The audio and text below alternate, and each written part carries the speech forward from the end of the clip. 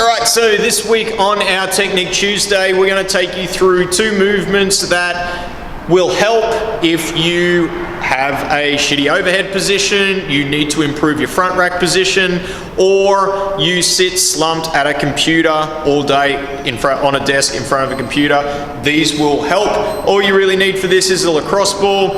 I'm going to use the upright on the pull-up rig, and I'm also going to use the ground. So if you lack an upright on the pull-up rig, you can do it in a doorway, but you definitely need the lacrosse ball. So, you know, if we refer it back to the video that we did last week, which is that front rack position, what we need to do when we're trying to get that bar in that front rack is we're trying to get that internal rotation through our shoulders. So if you're a little bit bound up through your pecs, which tends to occur, especially if you're on a computer, on a keyboard all day, or internally rotated, it can be from a lot of tightness through this area here. So the way we're going to try and relieve some of that, as I said, I'm going to use the upright of the pull-up rig. You can use a doorway. However, having something like this is a little bit better because you kind of need to get your arm on one side and your head on the other.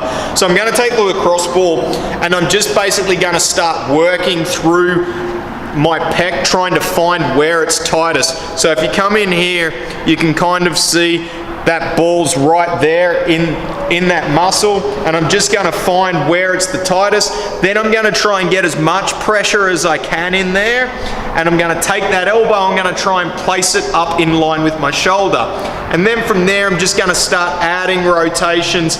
I want to make sure, now these angles are really important, making sure that I've got my elbow in line with my shoulder and I've got that 90-degree angle from my forearm up through my bicep, and then I'm just going to work through as much of that range of motion as I can. When you get to that end range, just kind of push, keep those angles, and push back through. Okay, just keep working through those tight spots, get as much rotation as you can through there. Once you've done one side, switch over to the other. You want to go for about a minute each side, but same deal. Get that lacrosse ball right up in the pec. Just work around till you find where it's tightest. You'll know where it's tightest because it'll hurt. And then from there, you want to make sure that your elbow's in line with your shoulder and just working through that rotation again, working through that range of motion. So that's a pec release. So that again will help with that internal rotation in your shoulders. It's also going to help you get those elbows into a better position for that front rack like we spoke about last week.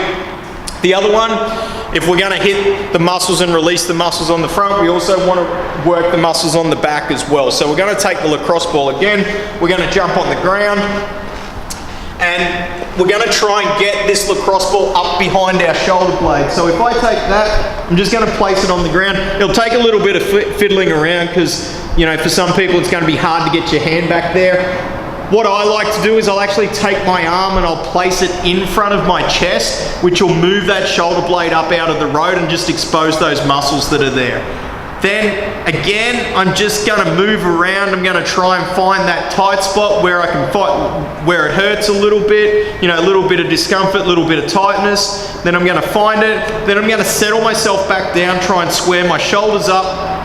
And then from there, what I want to do is I want to keep my elbow locked and I'm going to keep my thumb pointing up. And then I'm just going to try and add range of motion to that. I want to try and keep my arm as close to my head as I can, maintain that nice straight elbow.